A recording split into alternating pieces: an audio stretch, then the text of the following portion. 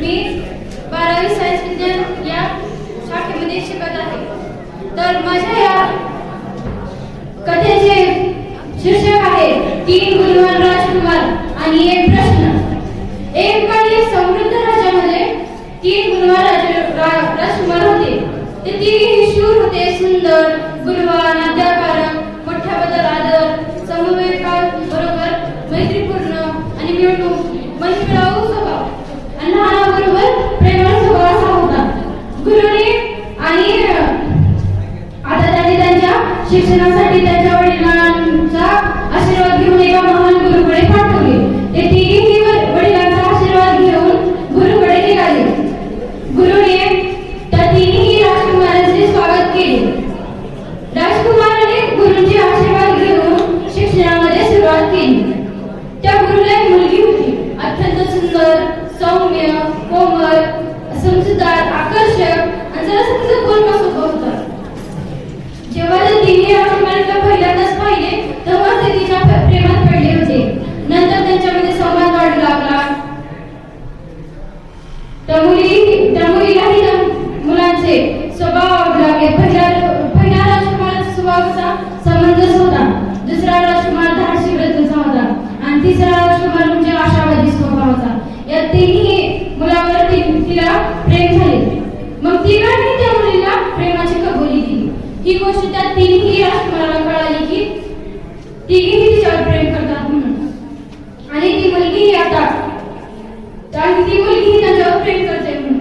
मग आता सर्वांना प्रश्न पडला, लग्न करायचं तर कोणासोबत लग्न करायचं? त्या मुलीलाही सतत तो प्रश्न विचलित करत आहे तिच्या मनाला की लग्न मी करू तरी कोणासोबत लग्न करू? असेच काही दिवस उलटू लागले. तिच्या तो मनामध्ये प्रश्न इतका विचलित करत होता की बस दिवसेंदिवस तिची तब्येत बिघडू लागली तिची. आणि एक दिवस असा उजळला की ती खूपच जास्त अस्वस्थ होती, थकलेली होती. दिवसभर ती झोपून राहिली आणि एक दिवस असा उजळला की तिने तिचे डोळे कायमचे मिटले. ना किंकाळी, ना वेदना, फक्त एक शांत देह आणि 3 तुटलेली मन. पहिला राजकुमार शांत आणि निशब्द होऊन तिथून उठला.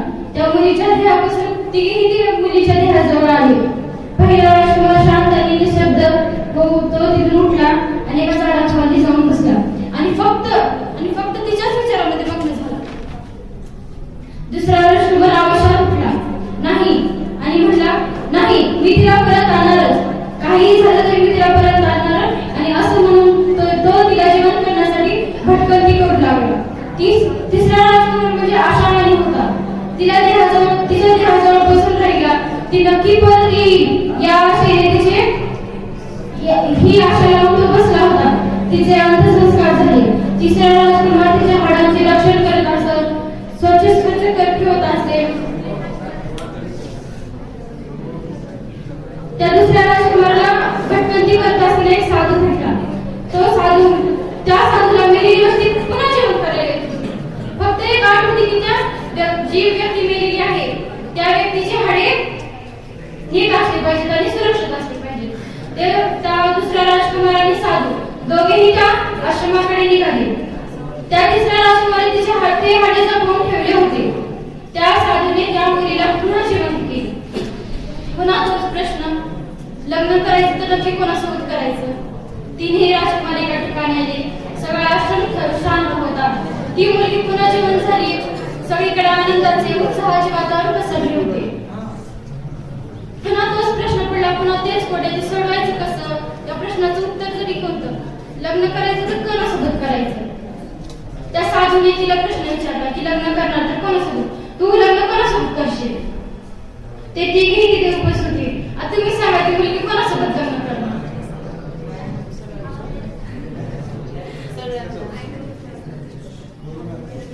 आणि ती मुलगी कोणासोबत लग्न करणार? तिन्हीपैकी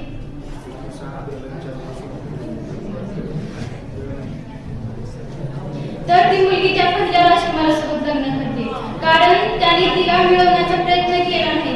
ती गेली तर गेली म्हणून तिचा त्याग केला. दुसऱ्या राजकुमारासारखा जिद्द हट्ट नाही केला आणि तिसऱ्या मुलासारखी आशा लावून ही